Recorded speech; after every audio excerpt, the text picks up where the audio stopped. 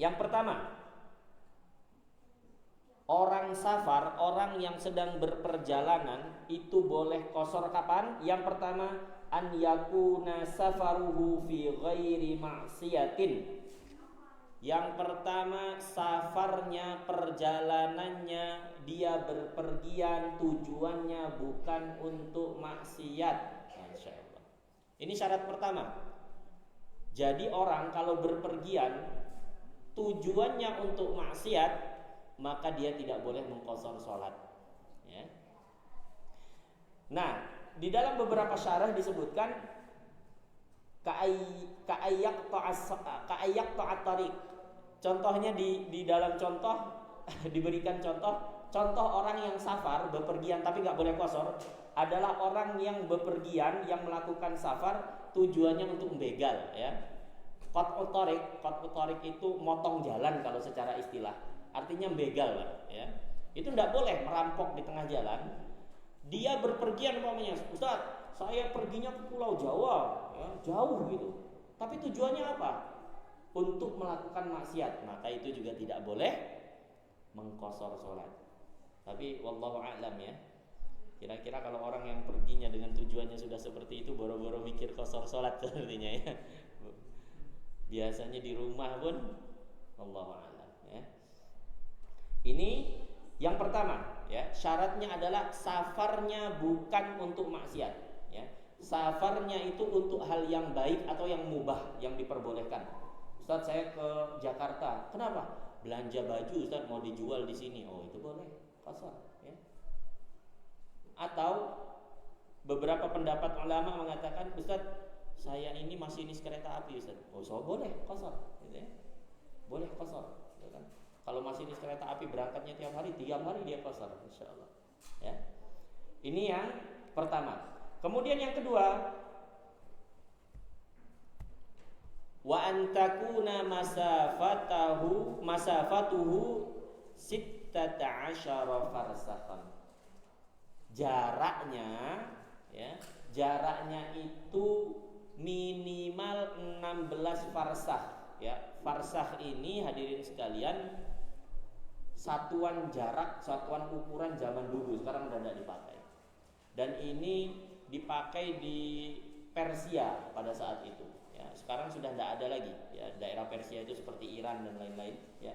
Itu mereka menggunakan farsakh pada saat itu. Satu farsakh itu kurang lebih 5 km. Satu farsakh itu 5 km. Kalau dari sini 5 km itu kemana kira-kira hadirin sekalian? Ke bandara ya, kurang lebih, ya. Kurang lebih ke bandara mungkin 5 km. Itu satu farsakh. Sedangkan syarat untuk mengqashar sholat itu adalah 16 farsakhan.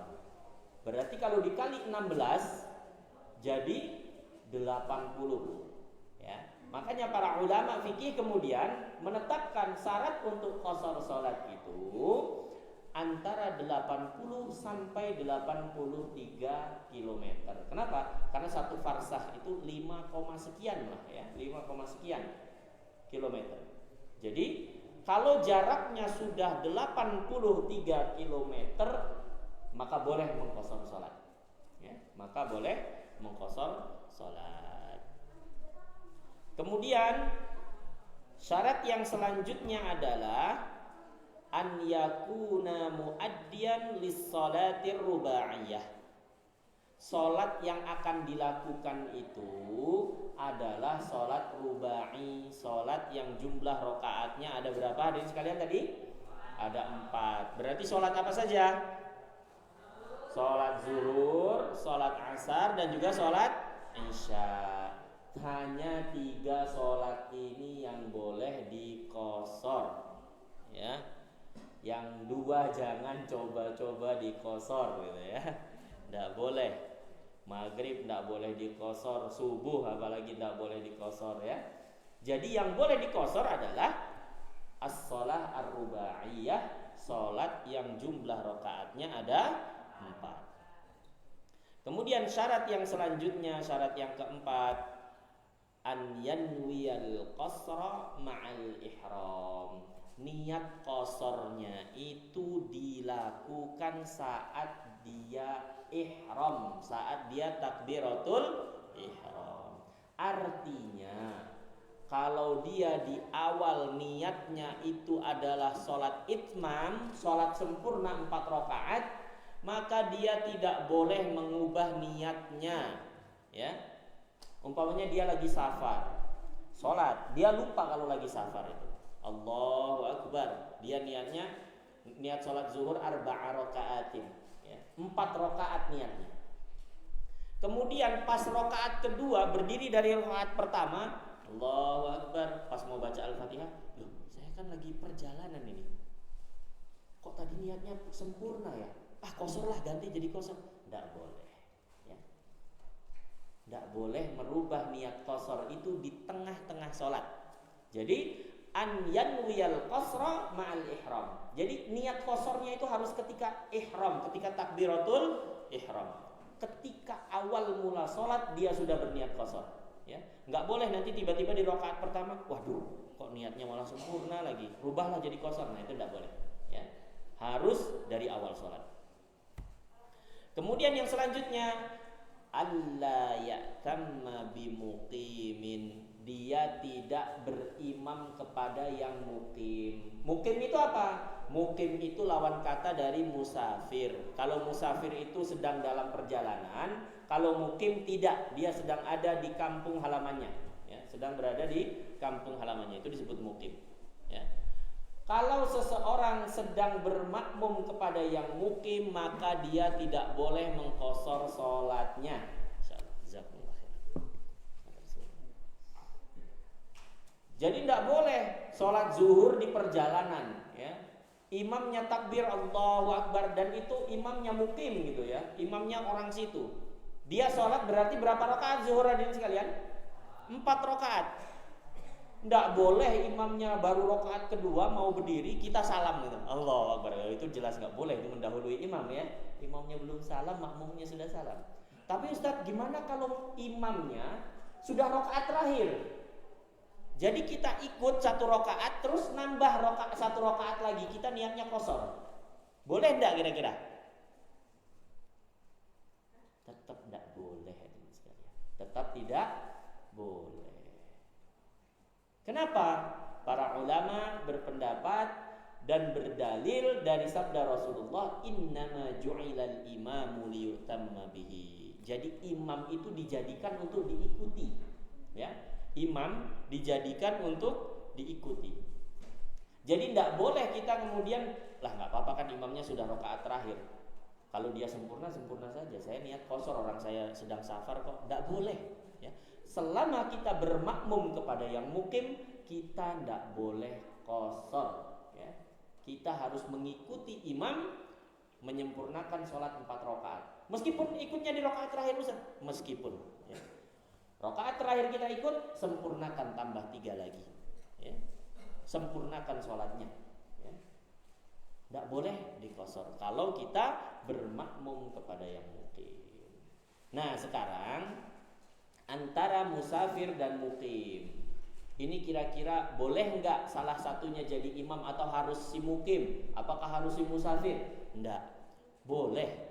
Yang jadi imam mukim boleh, yang jadi imam musafir boleh, ya. Mau yang mukim, mau yang musafir boleh sama-sama jadi imam.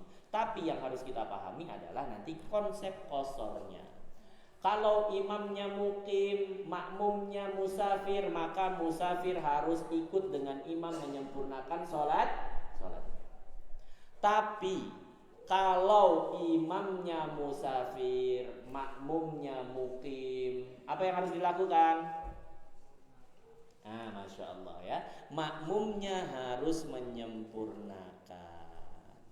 Jadi imamnya sholat 2 rakaat, dan yang penting sebelum sholat, ketika bapak ibu atau bapak, ya, kalau ibu-ibu jarang lah. Kalau ibu-ibu itu di rest area biasanya ikut bapaknya juga, ya, jadi makmum. Bapak-bapak umpamanya di rest area kah, atau di kapal kah, atau di manakah, bapak diminta jadi imam padahal lagi musafir, kan? Kalau di rest area oke lah, pasti rata-rata semuanya orang udah safar semua gitu ya.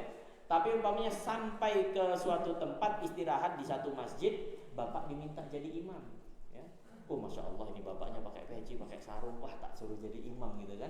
Makmumnya ndak ada yang pakai sarung, pakai peci, ndak ada. Biasanya, wah ini Pak Ustadz ini silahkan Pak, disuruh jadi imam. Maka kita harus memberitahu makmum kalau kita mau qashar ya. Jangan sampai iya aja enggak bilang, tiba-tiba 2 rakaat salah, makmumnya bingung gitu ya. Waduh Pak Imam lupa ini, makmum subhanallah. Nah, ini harus dikasih tahu dulu. Rasulullah SAW juga melakukan itu ya. Ketika beliau amma ahla Makkah, ketika beliau mengimami ahli Mekah pada saat itu, ini kejadian ini terjadi pada saat Fathu Makkah, pada saat pembebasan kota Mekah. Rasulullah melakukan perjalanan dari Madinah ke Mekah, ya. Kemudian di Mekah Rasulullah menjadi imam. Beliau SAW bersabda, "Atimmu ya ahla Makkah, fa inna qaumun safarun," kata beliau. Sempurnakan sholat kalian wahai ahli Makkah. Adapun kami Rasulullah dan para sahabat yang dari Madinah, beliau katakan qaumun safarun, kami ini adalah kaum yang sedang berperjalanan. Jadi Rasulullah dan sahabat yang dari Madinah di qashar sholatnya 2 rakaat, ahli Makkah tambah 2 lagi. Jadi ini konsekuensinya Pak, yang harus kita pahami. Kalau kita ikut makmum dengan orang mukim, kita tidak boleh qashar. Tapi kalau yang jadi imamnya itu adalah justru musafirnya, maka si musafir ini diperbolehkan mengqashar, tapi makmumnya yang mukim harus menyempurnakan sholatnya, ya, harus menyempurnakan sholatnya. Kenapa? Karena qashar itu hanyalah hak bagi orang yang safar. Nah ini juga nanti akan jadi pembeda antara qashar dengan jamak, ya. Qashar itu tidak boleh kita sakit. Oh saya lagi sakit, gimana ya, saya sholat zuhurnya 2 rakaat aja. Tidak boleh ya. Hati-hati. Ini yang tadi saya maksudkan. Kadang orang itu tidak membedakan syarat jamak dengan syarat qashar ya. Qashar hanya untuk orang yang safar ya. Tapi kalau jamak nanti berbeda lagi pembahasannya ya. Kalau jamak beda lagi pembahasannya ya. Jamak itu lebih fleksibel ya. Lebih banyak kondisi-kondisi yang memperbolehkan jamak. Tapi kalau qashar itu khusus untuk musafir saja. Dan tadi musafirnya itu ada 5 syarat. Yang pertama, safarnya nggak boleh dalam tujuan maksiat ya. Kemudian jaraknya harus lebih dari 83 kilo ya. Kemudian yang selanjutnya, sholat yang akan dilaksanakan adalah sholat rubaiyah. Kemudian niat qasharnya harus dari awal mula sholat.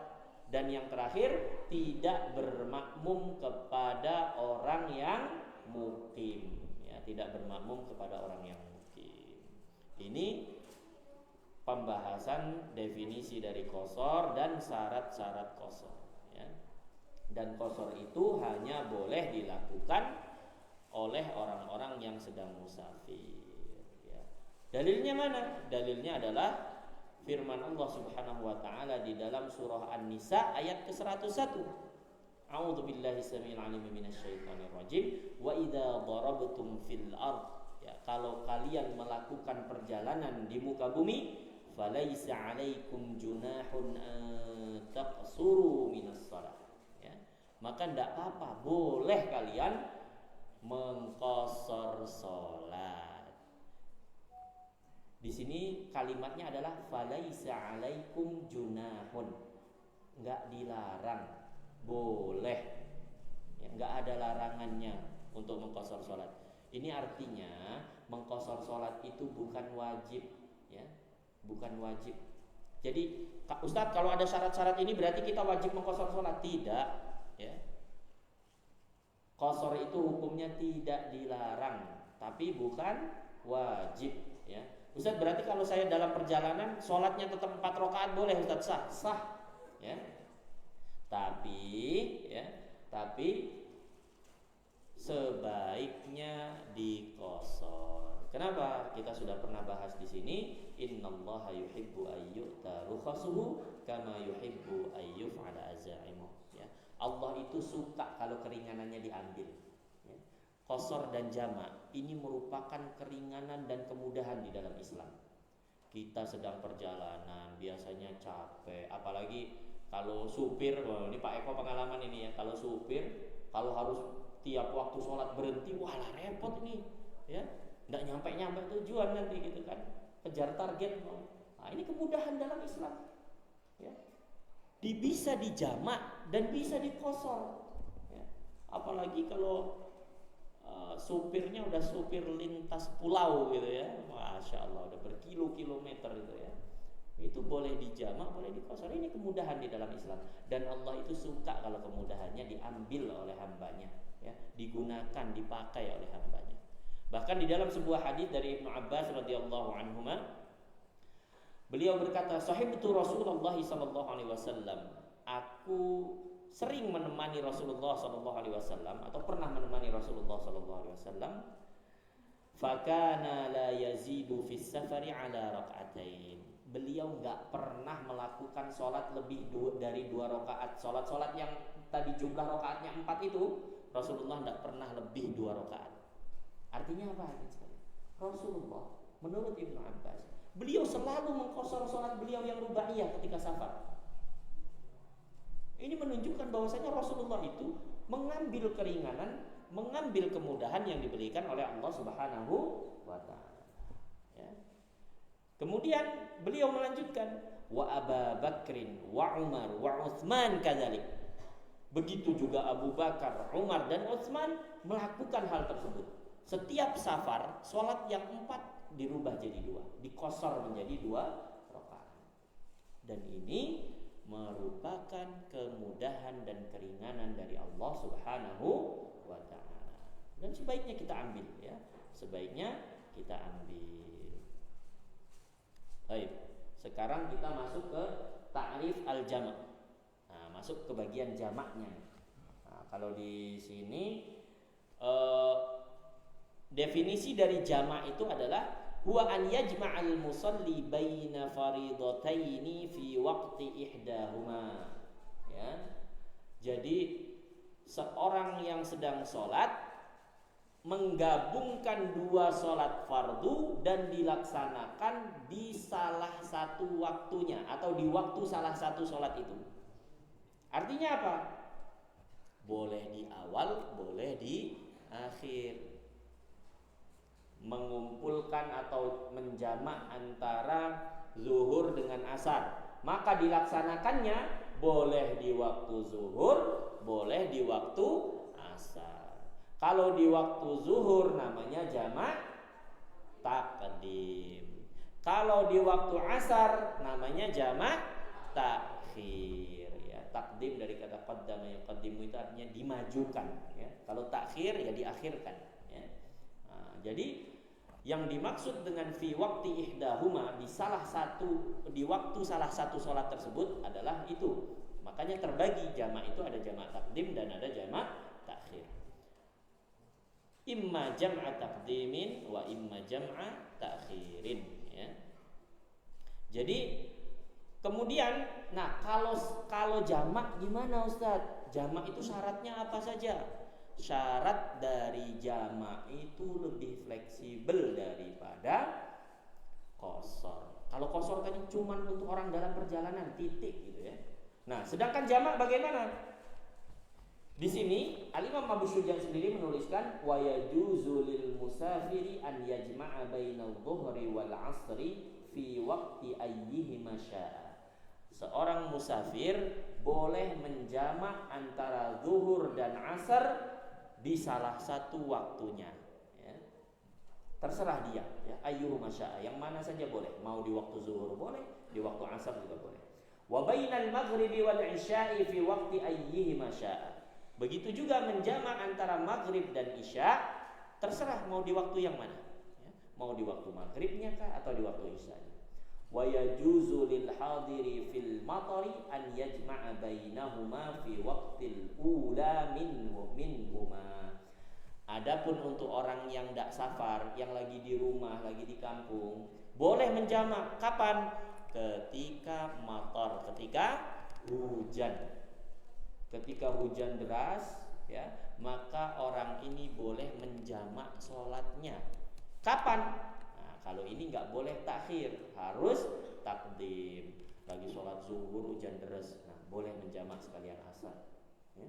Tapi hujannya yang hujan deras Pak ya, bukan hujan gerimis ya, mator ya, bukan rain, bukan hujan rintik-rintik, bukan, tapi hujan yang deras. Kemudian selain itu juga hadirin sekalian, ada beberapa kondisi di mana kita boleh menjamak. Salah satunya adalah lil marid, ya meskipun tidak dibahas di sini, tidak di buku ini. Al marid, orang yang sedang sakit itu boleh menjamak sholatnya, tapi tidak mengqashar. Ingat, tidak mengqashar. Ustaz, gimana Ustaz? Saya sakit Ustaz, lutut saya ini. Kalau sholat 4 rakaat nggak kuat Ustaz, masa nggak boleh qashar? Bukan qashar solusinya. Solusinya apa hadirin sekalian? Duduk, ya, nggak kuat berdiri, ya. Solusinya bukan qashar, tapi duduk. Jadi jangan berpikir, wah orang sakit nggak boleh qashar. Kok Islam sulit betul? Enggak, bukannya sulit, tapi solusinya sudah ada sendiri, ya. Kalau tidak kuat berdiri Ustaz 4 rakaat, duduk, ya. Duduk tidak kuat Ustaz, pinggangnya juga sakit, berbaring, masya Allah, ya. Tidak ada sama sekali peluang kita boleh meninggalkan sholat, itu tidak ada. Ya. Kalau puasa masih boleh ditinggalkan, ya, ganti aja nanti kapan-kapan hari boleh, ya. Kalau memang uzurnya tepat. Tapi kalau sholat itu tidak ada uzur, sekalian, ya. Tidak ada uzur, masya Allah. Nah, karena tadi qashar boleh dilakukan oleh orang yang sedang safar, jamak juga boleh dilakukan oleh orang yang sedang safar, maka orang yang sedang safar ini boleh menggabungkan keduanya menjadi jamak qashar. Sudah dijamak, diqashar juga boleh, ya. Jadi kalau lagi nyupir agak jauh gitu ya, berhenti ke masjid, wah ini kalau sering-sering berhenti nggak sampai nanti, atau waktunya nggak kekejar, atau ya pokoknya saya mau mengambil kemudahan di dalam Islam, boleh, masya Allah, dianjurkan. Mengkol ke masjid, ya, sholat zuhur 2 rakaat, ya. Habis itu sholat asar 2 rakaat lagi. Nah itu dia menggabungkan antara jamak dan qashar, ya. Sholatnya dijamak antara zuhur dengan asar, dan juga sekaligus diqashar, dua-duanya dipotong menjadi 2 rakaat, ya. Tapi kalau jamak maghrib dan isya, yang boleh jamak qashar yang mana? Isyanya saja, ya. Kalau maghribnya nggak bisa diqashar. Tadi kita sudah pelajari salah satu syarat qashar, sholatnya harus rubaiyah, sholatnya harus yang jumlahnya 4 rakaat. Baik, hadirin yang mudah-mudahan dirahmati oleh Allah Subhanahu wa taala. Bahkan beberapa ulama ada yang berpendapat saking qashar, saking jamak itu adalah sebuah kemudahan bagi umat Islam. Beberapa berpendapat bahwasanya al-jam'u itu lil hajah wal qasru lis safar. Jamak itu ketika memang butuh, ya, ketika memang butuh. Jadi bukan untuk safar saja. Safar tadi kan sudah ada tuh syarat-syaratnya, ada 5 tuh, ya. Mohon maaf, safar itu kan salah satu syaratnya tadi adalah 80 sekian kilo, ya.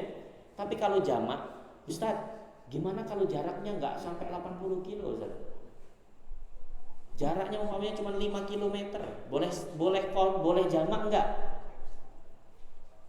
Kalau di situ ada hajah, ada keperluan, jamak. Saya pernah menjamak hadirin sekalian, nggak sampai 5 kilo kurang lebih. Dari Pasar Minggu ke Kalibata, itu di Jakarta, itu paling jaraknya cuma berapa kilo, ya. Mungkin 5 kilo pun nggak sampai. Tapi saya pernah pulang ngajar, ya. Pulangnya itu sebelum maghrib, ya. Nyampe rumah itu setelah isya. Masya Allah. Pernah, ya. Jadi kenapa? Macet luar biasa. Nah, ini kan kondisinya berbeda ini. Syaratnya tadi tidak tercapai 80 kilo, ya. Tidak dalam kondisi sakit, tidak juga dalam kondisi hujan, tapi dalam kondisi macet. Nggak mungkin motor saya tinggalin terus saya sholat. Gimana ceritanya? Itu di sebelah kiri trotoar, sebelah kanan nggak bisa diangkat juga motornya. Mau nggak mau harus di atas motor itu. Nah, dalam kondisi-kondisi seperti itu maka jamak diperbolehkan. Ya. Bahkan Buya Yahya itu punya buku kecil lah, buku tidak terlalu tebal. Itu membahas tentang apa ya? Kurang lebih judulnya itu adalah solusi di perjalanan ketika macet gitu ya. Kenapa? Karena beliau itu prihatin. Di Jakarta itu beliau sebutkan salah satu motivasi menulis buku ini adalah di Jakarta itu banyak orang yang tidak sholat gara-gara macet. Kayak kejadian tadi, kalau orang tidak tahu, ya sudah pas sampai rumah sholat isya saja, sholat maghribnya hilang, udah di jalan tadi. Ya. Karena turun tidak bisa, belok tidak bisa, apa-apa tidak bisa, ya sudah kejebak di situ. Akhirnya apa? Buya Yahya menulis buku solusi, kurang lebih mana solusi perjalanan ketika macet gitu, solusi ibadah ketika macet atau apa gitu ya. Kurang lebih seperti itu bukunya, yang menjelaskan tentang bagaimana jalan keluarnya secara fikih kalau orang dalam kondisi tersebut. Ya. Nah, jadi memang kalau jamak ini lebih mudah syaratnya, ya, lebih mudah syaratnya. Ya. Selama kita melihat oh ini memang perlu dijamak ini, tapi jangan memudahkan juga, ya, jangan memudahkan juga. Aduh, ini penting ini. Kalau nggak dijamak kayaknya ngantuk nanti jam 7 ini, jangan ya, jangan. Jadi jamak di sini lil hajah, memang ada keperluan yang memang mendorong untuk menjamak sholat, gitu ya. Nah, ini pembahasan tentang jamak dan qasar. Mudah-mudahan setelah tahu ilmunya, kita ketika dalam kondisi-kondisi tersebut kita tahu. Ya, jangan sampai karena tidak tahu ilmunya, pas lagi perjalanan, ya, berhenti di masjid, ikut imam sholat kita qasar gitu, padahal imamnya mukim, ya, imamnya sempurna sholatnya 4 rakaat. Nah itu tidak boleh, sudah dapat ilmunya. Nanti kalau udah ketemu kondisi seperti itu, kita sudah tahu apa yang harus kita lakukan. Baik, barakallahu fikum. Mungkin ada pertanyaan, diskusi atau ada yang ingin menambahkan dari bapak-bapak atau ibu-ibu, dipersilahkan monggo.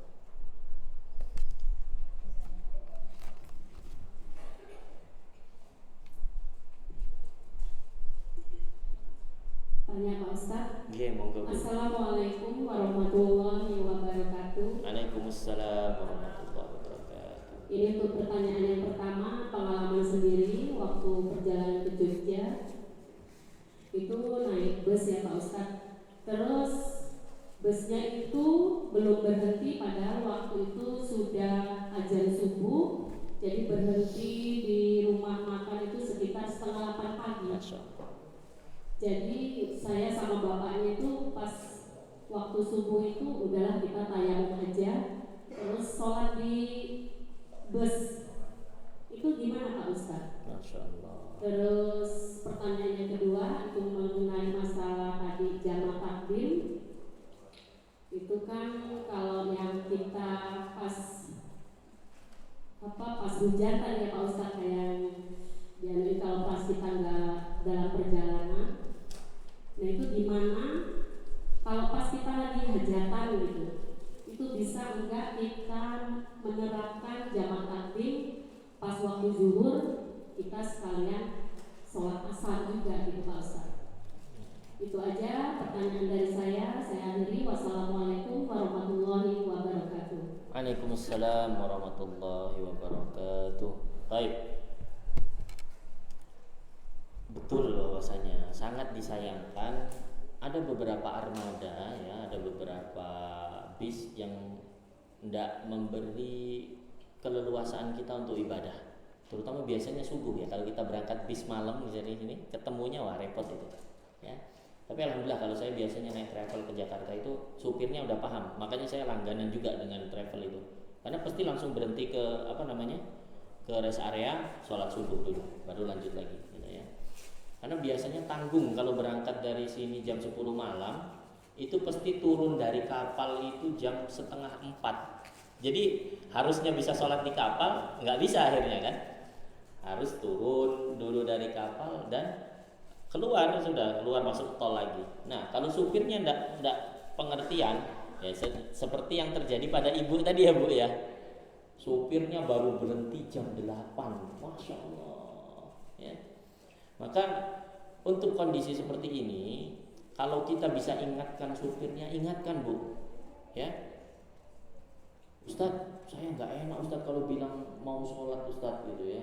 Takutnya supirnya bukan muslim atau bilang saja dengan alasan yang lain ya, dan nggak perlu bohong umpamanya. Saya mau ke kamar mandi gitu kan. Namanya orang sholat kan kamar mandi gitu kan.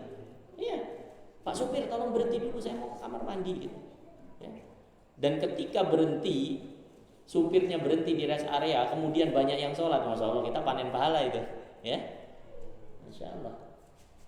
Tapi kemudian Ustaz, kalau memang nggak memungkinkan Ustaz, nggak mungkin. Kalau saya ngomong kayak gitu Ustaz, bisa-bisa semua penumpangnya marah sama saya, gitu kan? Masya Allah. Atau bisa-bisa saya diturunkan dari bis Ustaz. Nah, maka kalau dalam kondisi seperti itu, ya mau nggak mau itu seperti kondisi ketika kita sedang di pesawat, ya. Kan nggak mungkin Pak pilot minggir dulu mau sholat, nggak bisa, ya. Syekh Utsaimin membahas tentang hal ini nih. Kalau kita lagi sholat di pesawat gimana? Nah, itulah yang dilakukan oleh para jamaah haji kita.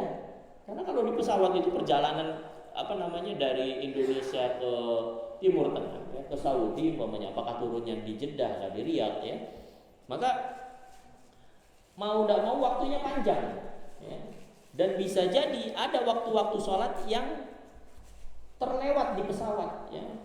Saya waktu pulang dari Jeddah itu menjelang asar, ya, bukan menjelang asar, menjelang zuhur, ya, menjelang zuhur. Dan ketika turun itu sudah mau maghrib, ya. Nah, gimana kalau sudah seperti itu? Ya, itu namanya sudah tidak ada solusi lagi kecuali kita sholat di atas kendaraan. Pernah tidak Rasulullah sholat di atas kendaraan? Pernah Bu, bahkan di atas unta, Masya Allah. Lah kiblatnya kemana Ustaz? Kiblatnya tergantung arah unta Rasulullah menurut riwayat para sahabat, ya. Jadi kiblatnya itu ngikutin untanya saja, ya, mengikuti untanya. Baik, mudah-mudahan bisa dipahami ya Bu ya. Kalau dalam kondisi sudah terjepit sekali, sudah tidak ada solusi lagi Ustaz, ya sudah, ya, sholat di kendaraan. Gimana Ustaz? Wudunya gimana Ustaz? Gitu ya. Kebetulan bisnya tidak ada toiletnya. Tayamum, gitu ya. Tayamum. Pokoknya Islam itu mudah dan sholat itu nggak ada udurnya, gitu ya. Selalu ada solusinya, ya. Selalu ada solusinya. Nah, kemudian pertanyaan yang kedua tadi gimana Bu? Mohon maaf, mohon diulang. Kalau pas hajatan gitu Pak Ustaz, ya. Kan kalau habis pas luhur itu kan biasanya istirahat, gitu kan? Kita tuan rumahnya sholat zuhur, sekalian dijamak sholat asar. Oh iya, jamak takdim gitu. Bisa nggak Pak Ustaz? Ya. Menurut beberapa ulama tadi bahkan ya, saking fleksibelnya jamak itu adalah al-jam'u lil hajah tadi. Kalau ternyata dilihat itu sebagai hajah, sebagai sebuah keperluan, maka ini diperbolehkan. Ustaz, apalagi mantennya umpamanya, Ustaz, tidak mungkin Ustaz, saya sholat harus bongkar baju apa nanti repot gitu kan, ya. Dijamak umpamanya. Kalau mengikuti pendapat ulama yang tadi, karena kan beliau tadi mengatakan bahwasanya al-jam'u itu lil hajah, ya, untuk keperluan. Selama itu memang dipandang perlu, dan kalau ternyata nggak dijamak akan banyak sekali kesulitan-kesulitan yang harus dilakukan, maka boleh, ya. Maka boleh. Karena salah satu pembahasannya yang paling populer itu ya ketika macet tadi. Macet itu nggak masuk di dalam syarat-syarat tadi, ya. Karena kan tadi jamak itu hanya untuk orang safar, ketika hujan, ya, ketika sakit. Nah, selain di kondisi-kondisi ini, ternyata hari ini kita menghadapi, kalau macet gimana? Ya. Kalau kita dalam kondisi sedang sulit seperti apa? Maka diperbolehkan. Ya. Maka diperbolehkan. Tapi mohon untuk tidak menggampangkan hal ini, ya. Karena kalau di dalam mazhab kita sendiri, di dalam fikih Syafi'i ini sangat ketat sekali sebetulnya peraturannya tentang jamak ini. Tapi melihat kondisi seperti ini dan mungkin kalau itu harus dilakukan, maka tolong dijaga untuk tidak menggampangkan, untuk tidak menggampangkan, ya. Kecuali tadi kalau sudah safar, kalau syaratnya sudah terpenuhi, bukan menggampangkan itu. Kalau itu sudah syaratnya sudah jelas gitu ya. Kalau di sini kan masih kita masuk dalam bab khilaf di sini ya. Nah ini boleh nggak sih kalau kondisinya seperti ini? Boleh nggak sih dalam kondisinya seperti ini? Karena kondisi-kondisi ini kan tidak disebutkan secara nas ya. Kalau safar, sakit, hujan itu sudah ada nasnya ya. Tapi kalau dalam hal-hal seperti tadi, kalau kita masih bisa ya, kalau masih bisa tanpa menjamak ya tidak perlu ya. Tapi kalau memang sudah tidak bisa Ustaz, ini kalau saya tinggalkan Ustaz, ini saya ada tamu yang penting Ustaz dari jauh, maunya dari Pulau Jawa Ustaz, dan saya harus nunggu, harus nerima tamu ini gitu. Nah, kalau itu masing-masing menilai seberapa penting hal itu ya, itu masing-masing. Tapi pesan jangan menggampangkan ya. Karena takutnya nanti dijadikan alasan akhirnya udahlah jamaah aja. Nah, ini juga jangan kemudian seperti itu ya. Paham Bu ya? Nah, jadi tolong dilihat masing-masing lah. Maksudnya dilihat masing-masing itu seberapa penting gitu ya. Karena saya juga tidak bisa bilang tidak penting. Kadang hal-hal yang penting untuk satu orang itu belum tentu terlihat begitu penting untuk orang lain ya. Nah, tolong bisa mengukur diri dan pesannya jangan menggampangkan ya. Wallahu a'lam. Nggih. Ada lagi ibu-ibu atau bapak-bapak? Ustaz, mau Ustaz. Nggih, monggo Ustaz Zainal. Saya kita mau safar nih. Tapi safar kita akan kita laksanakan setelah sholat zuhur Ustaz. Tapi ada kemungkinan sholat asar nanti kita masih di perjalanan. Apakah bisa kita jamak atau qashar sholat tersebut? Jadi kita sholat zuhur di rumah dulu sekalian sholat asar. Boleh nggak sih? Nah, ini apa namanya? Kalau jamaknya, ya. Tapi kalau salah satu syarat qashar sebetulnya yang tidak dibahas di sini sebetulnya. Tapi di dalam kitab Safinatun Najah itu dibahas ya, atau di beberapa syarah dari kitab ini dibahas. Salah satu syaratnya adalah harus khuruj minal qaryah, ya. Harus keluar dari kampungnya dulu, Pak. Kalau mau mengqashar itu, ya. Adapun kalau jamak, ya sebagian memperbolehkan dari awal sebelum, ya. Memperbolehkan kalau menjamak, ya. Tapi kalau qashar harus khuruj dulu, harus keluar dari qaryah. Kalau dalam hadisnya Rasulullah itu mulai mengqashar ketika dari Madinah itu di Bir Ali, ya. Salah satu miqat sekarang. Makanya biasanya kalau kita dari sana itu salah satu sunnahnya adalah sholatnya di qashar dan di jamak, ya, di Bir Ali, ya. Bir Ali itu Yalamlam ya kalau nggak salah. Salah satu miqat di sana, ya, miqatnya Ahlu Madinah, ya, di situ. Jadi jaraknya seperti itu. Harus, atau di beberapa penjelasan para ulama itu harus keluar dari rumah terakhir di kampung itu. Itu zaman dulu. Kalau sekarang udah nyambung semua rumahnya, dah. Mau nunggu rumah terakhir, Ustaz, ini nyambung terus rumahnya nggak habis-habis Ustaz, ya. Biasanya makanya dibatasi qaryah gitu ya. Satu kampung lah kurang lebih, ya. Satu kampung. Gitu ya.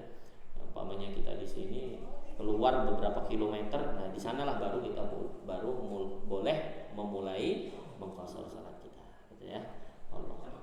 Kalau jamak beberapa memperbolehkan, ya, karena tadi jamak itu lebih fleksibel, ya, lebih fleksibel, ya. Tapi kalau pengen aman, ya jaga-jaga nanti saja ketika sudah terhitung betul-betul safar, gitu ya. Kalau melihat, wah Ustaz, nanti saya soalnya mau naik pesawat ini Ustaz, gitu kan. Ya, monggo gitu ya. Dan rumah saya dekat bandara lagi Ustaz. Ini belum keluar kampung nih Ustaz, gitu kan. Monggo nanti bisa ditimbang masing-masing tadi. Kan kalau jamak itu tadi bahkan hajah gitu ya. Hajah gitu. Allahu a'lam. Nggih. Monggo Bapak Ibu, ada lagi? Baik. Kalau tidak ada, Masya Allah sudah 54. Kita sampai jam berapa selesai? Jam 10. Masya Allah. Hujan-hujan gini Masya Allah bawaannya ya Pak ya. Masya Allah. Semangat.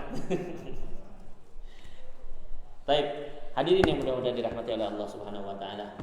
Insyaallah kita cukupkan sampai jam 9 Pak ya. Karena mohon izin saya pengen menyampaikan sesuatu. Ini kita saat ini berada di bulan apa hadirin sekalian? Bulan Rajab, Masya Allah. Ada yang masih tetap pakai bulan Hijriah Pak. Kira-kira tanggal berapa sekarang Pak? Masya Allah mumtaz. Tanggal 22 Rajab Bapak-bapak ibu-ibu sekalian. Allahu Akbar. Iya.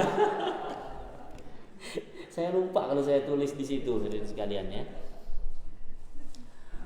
Dan hadirin sekalian yang dirahmati oleh Allah Subhanahu wa taala, Rajab ini kan salah satu dari bulan haram ya. Jadi Allah Subhanahu wa taala itu menentukan 12 bulan. Dari 12 itu ada 4 bulan haram. Haram ini apa? Haram ini artinya mulia ya, bukan haram, bukan. Kalau haram lain lagi ya. Minuman keras haram, nah itu ya haram ya. Ini haram, jamaknya hurum ya. Jadi syahrul hurum ini, asyhurul hurum ini ada 4 ya. Kata Rasulullah, salasun mutawaliyat, yang 3 ini berurutan. Yang berurutan ini adalah Dzulqa'dah, Dzulhijjah dan Muharram ya. Bulan ke-11, 12 dan bulan pertama. Nah, yang satu misah sendiri, Rajab ya. Wa Rajab Mudhar ya. Rajab yang diagungkan oleh Bani Mudhar, suku Mudhar pada saat itu. Nah, saat ini kita sudah berada di bulan Rajab ya, di salah satu bulan haram hadirin sekalian. Dan di bulan haram ini, di ayat yang mana Rasulullah Allah Subhanahu wa taala berfirman tentang bulan-bulan haram ini, minha arba'atun hurum ya. Allah Subhanahu wa taala berfirman di akhir ayatnya, fala tadlimu fihinna anfusakum. Di bulan-bulan yang 4 ini jangan kalian menzalimi diri kalian sendiri.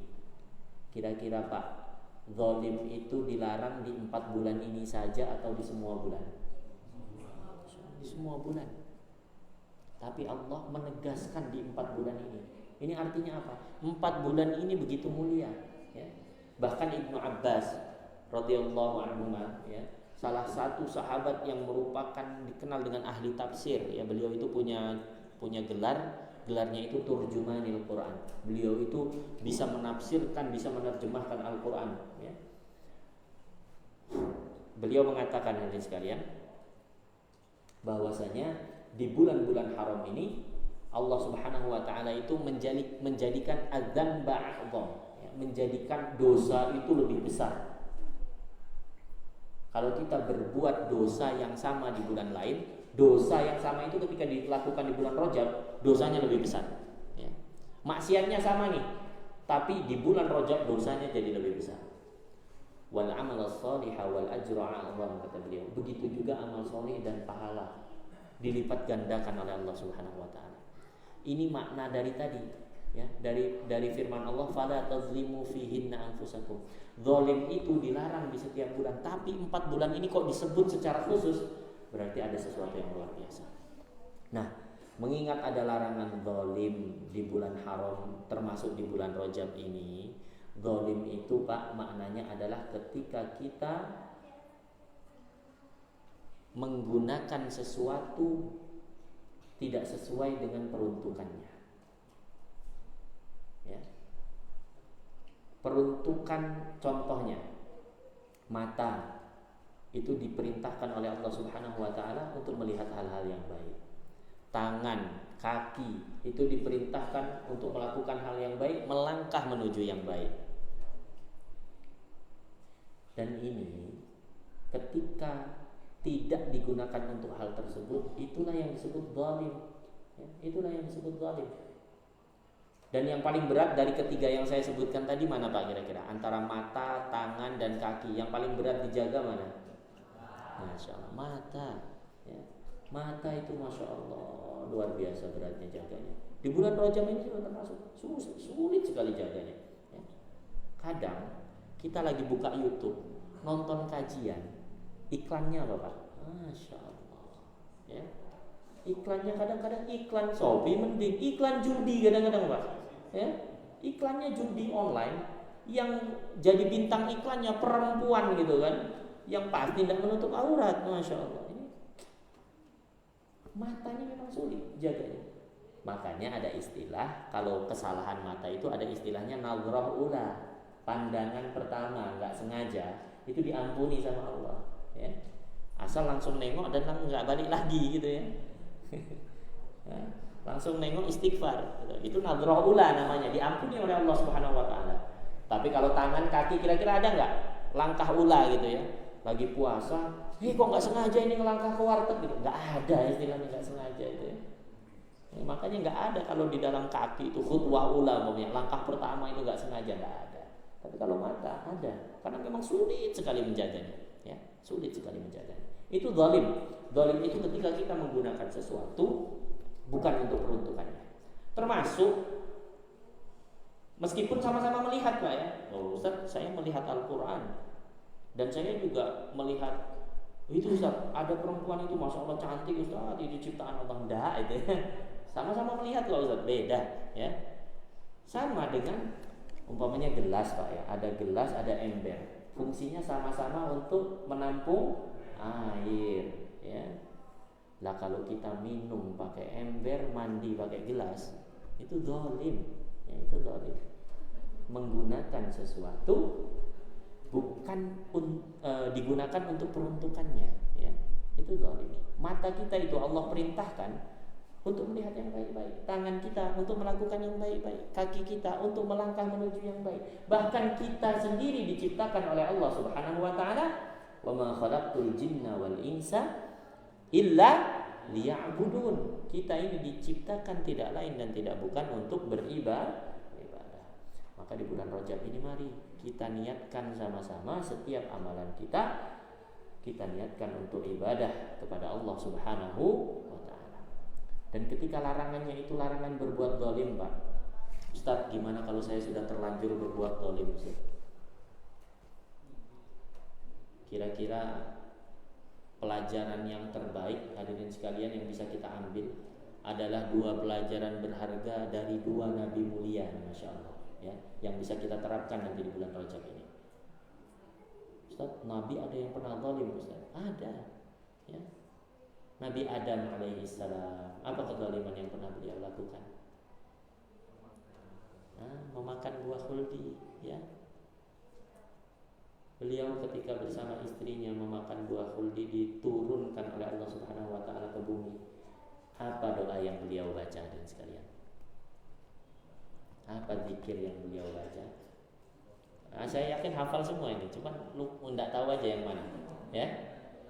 Rabbana zalamna anfusana wa illam taghfir lana wa tarhamna lanakunanna minal khasirin. Masyaallah Pak. Nabi Adam itu membaca doa itu, ya Allah, kami sudah zalim terhadap diri kami. Kalau Engkau tidak mengampuni kami ya Allah, kalau Engkau tidak mengasihi kami ya Allah, kami ini termasuk orang-orang yang rugi.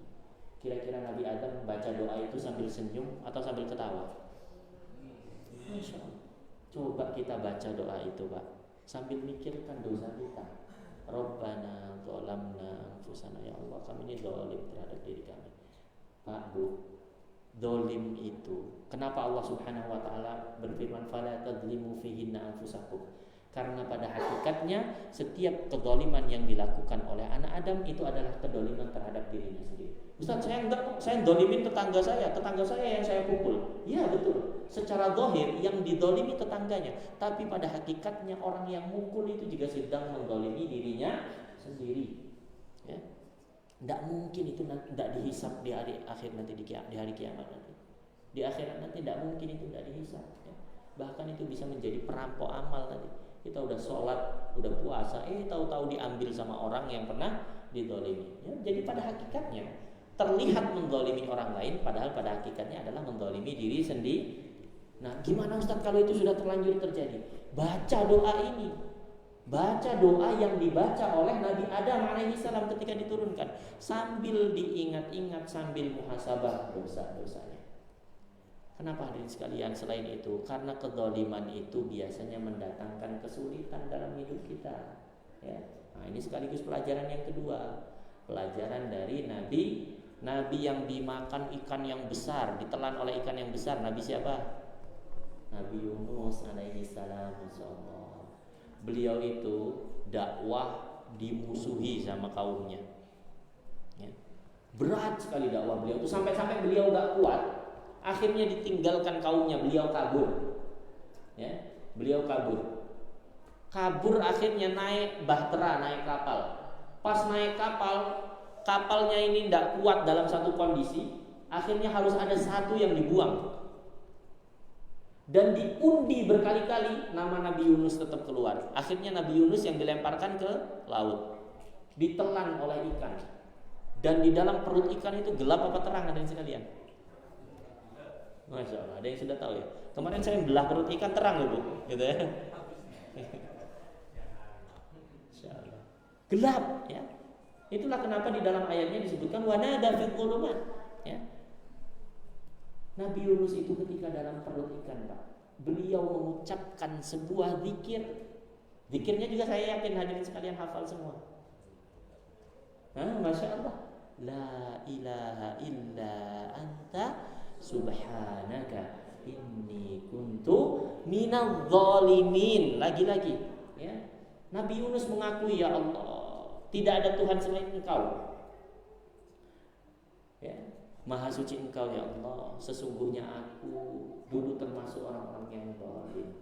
Apa kezaliman beliau? Kezaliman beliau dalam kondisi itu adalah meninggalkan umatnya tanpa izin Allah. Karena saking tidak tahan lagi sama umatnya, ditinggalkan sama beliau. Akhirnya beliau diuji.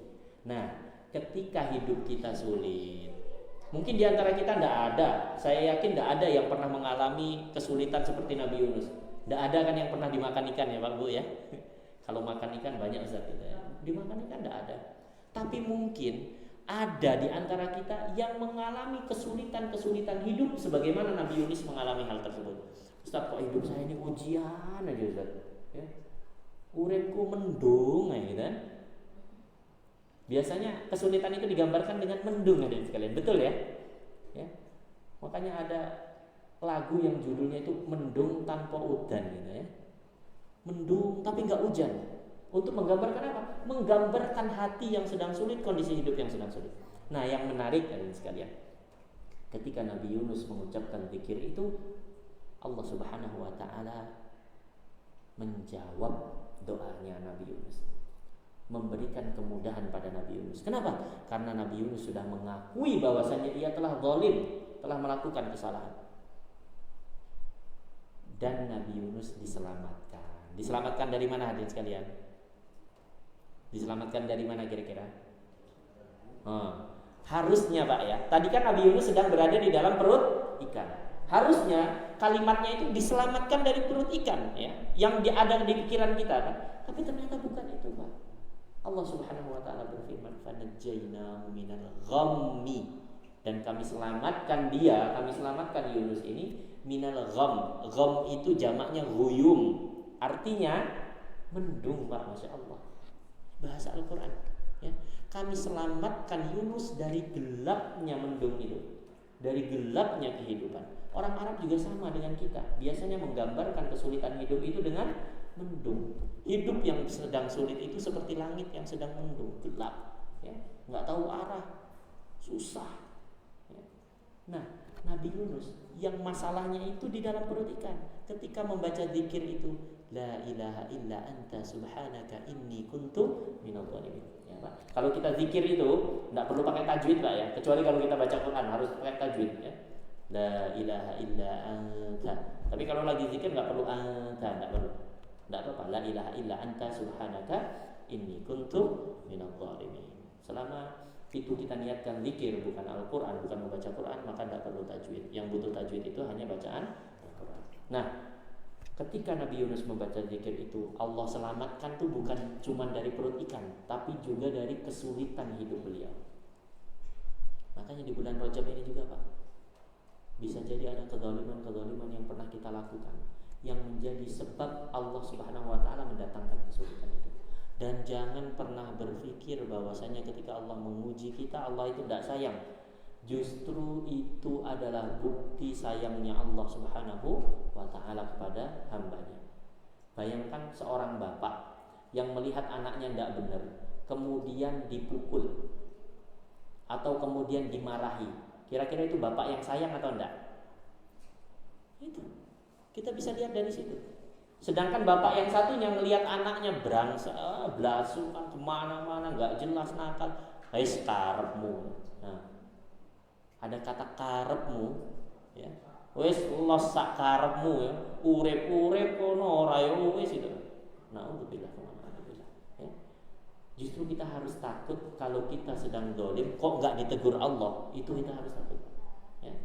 Maka mudah-mudahan Allah Subhanahu wa ta'ala jaga kita dari kezaliman-kezaliman itu di bulan Rajab ini. Mudah-mudahan Allah Subhanahu wa ta'ala limpahkan keberkahan pada kita di bulan Rajab dan bulan Sya'ban, dan mudah-mudahan Allah Subhanahu wa ta'ala sampaikan kita semua ke bulan Ramadan. Amin. Allahumma amin ya rabbal alamin. Insyaallah kita cukupkan pertemuan kita pada malam hari ini. Kita tutup dengan membaca istighfar 3 kali, dilanjutkan doa kafaratul majlis. Astaghfirullahaladzim, astaghfirullahaladzim, astaghfirullahaladzim. Subhanakallahumma wa bihamdika asyhadu an la ilaha illa anta astaghfiruka wa atubu ilaik. Assalamualaikum warahmatullahi wabarakatuh.